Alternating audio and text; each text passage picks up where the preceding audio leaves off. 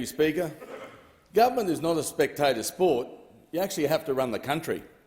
But this Labor mob are treating it as such, fixating on commentary, rhetoric and spin, rather than providing the country with real solutions that address the crisis that surrounds us. Labor said they've had a plan. Now they look like they're deers in the headlights.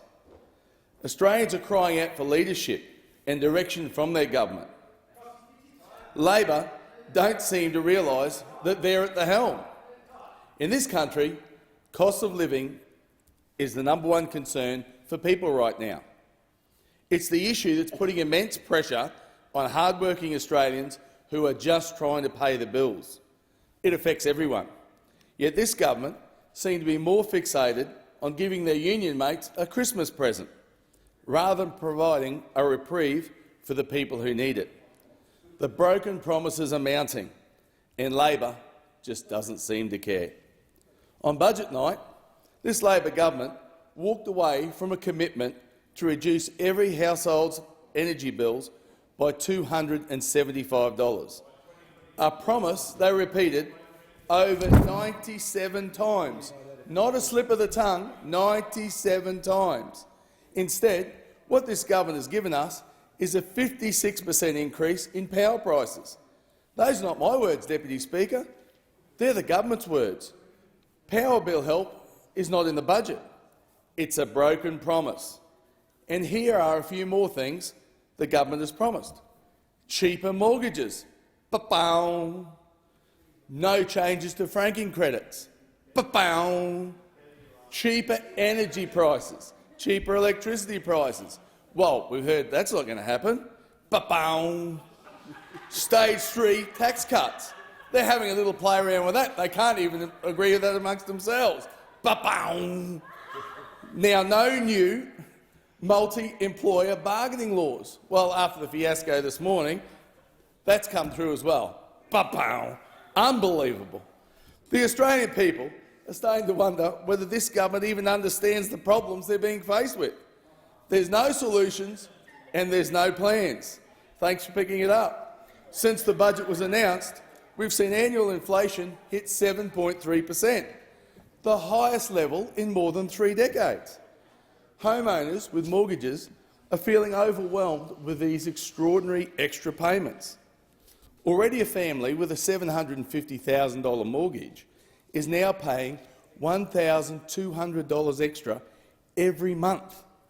This is compared to May this year. During the election, the Prime Minister stood up and said that Labor had a plan for cheaper mortgages. Then in October, we had the budget. This was Labor's opportunity to put ink on the promises they committed to the election. Yet these promises were missing from the pages. There was zero physical strategy and economic solutions.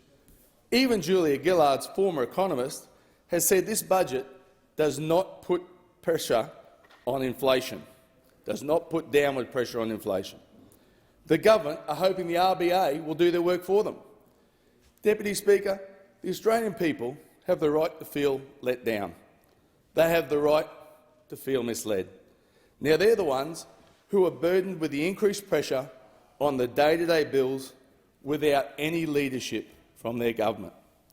The government said to us before the polls, no one held back, no one left behind. Now, 6 months on, as all we have is a disgracefully long list of broken promises. But you need to give credit where credit's due. They've remembered to keep one promise, and that is to the unions. They've lined their unions' pockets, who have given them $100 million. At least they've looked after someone.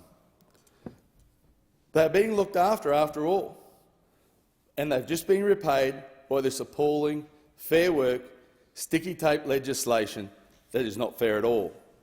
Meanwhile, the student, the mums and dads, the aspiring homeowners, the mortgage payers, the taxpayers and the young professionals are being left behind to struggle with the cost of living that is going up, up and up.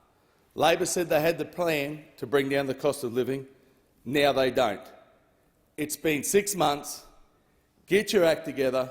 Give us a plan. for the sake of all Australians, do your job. Authorised by Andrew Wilcox, LNP Mackay.